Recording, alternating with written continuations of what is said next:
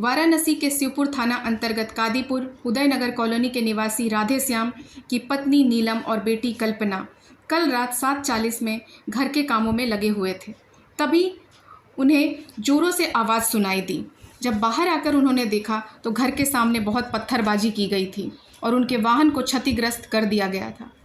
उनकी गाड़ी के शीशे तोड़ दिए गए थे। उन्होंने बताया कि उनकी किसी से कोई दुश्मनी नहीं है, वे 10-12 साल से यहाँ रह रही हैं। लोगों ने बताया कि 6 से 7 बाइक सवार थे और 10 से 15 लड़के थे जिन्होंने तोड़फोड़ की, पत्थरबाजी की। उनके परिवार ने FIR दर्ज करवा दिया है। पुलिस मौके वारदात पर गई थी। पुलिस ने छानबीन की है और कैमरे की फुटेज भी निकलवाएगी। पुलिस की छानबीन के बाद ही स्पष्ट तौर पर पता चलेगा कि तोड़फोड़ में कौन कौन से लोग शामिल। जी, आपका शुभ नाम? नीलम।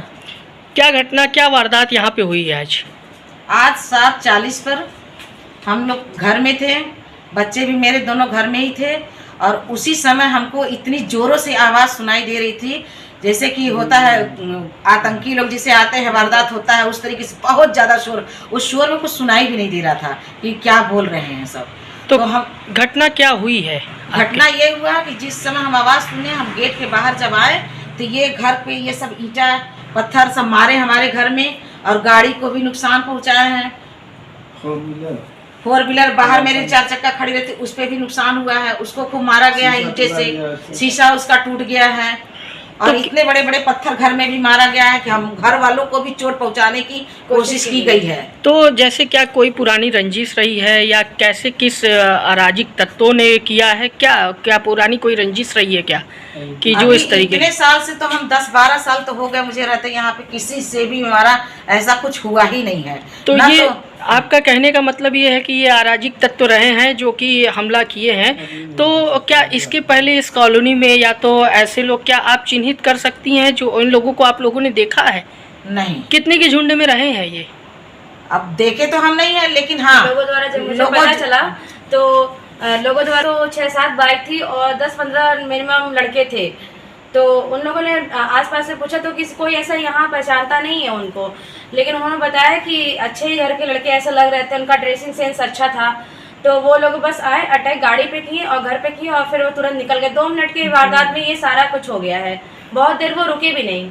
तो क्या क्षेत्र के लोग मौजूद थे यहाँ पे जब ऐसी वारदात हो रही थी? ये तो जब मैं बाहर आई तो आवाज़ सुनने पर कब लोग निकले या बाहर थे ये तो नहीं मुझे पता। मतलब आप लोग डर के मारे घर में ही थी? और अच्छा, बाहर निकली थी? हम लोग काम कर रहे थे और जैसे ही एक दंगे टाइप की जैसे आवाज आती है कि इतना से मुझे लगा कि सही कहीं किसी से झगड़ा हो रहा है, ये देखने के लिए बाहर निकले। लेकिन ये तो हमला मेरे ही घर पे था। इतने सारे ईंटे इस तरह से फैले हुए थे, बाहर निकले तो गाड़ी पर इस तरह से शीशा उसका टूट गया है, उसको ईंटे से मारा गया है। गाड़ी पे ही हमला था और घर पे।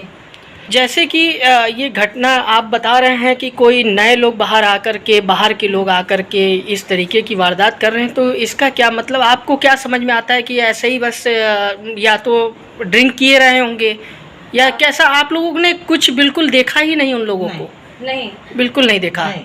लगभग कितनी देर तक ये वारदात होती रही? बस 2-3 मिनट का था ये वारदात। अच्छा, उसके बाद वो देर तक हुआ ही नहीं कि हम निकल के देख सकिए। हाँ। भाग भी रहा है जी। इतनी जल्दी वो लोग यहाँ भागते हुए भी नहीं देखे हम लोग। इसका मतलब आप लोगों ने FIR या थाना को सूचित किया आप लोगों ने? यस, किया है और हम लोगों ने बुलाया और FIR किया हुआ है।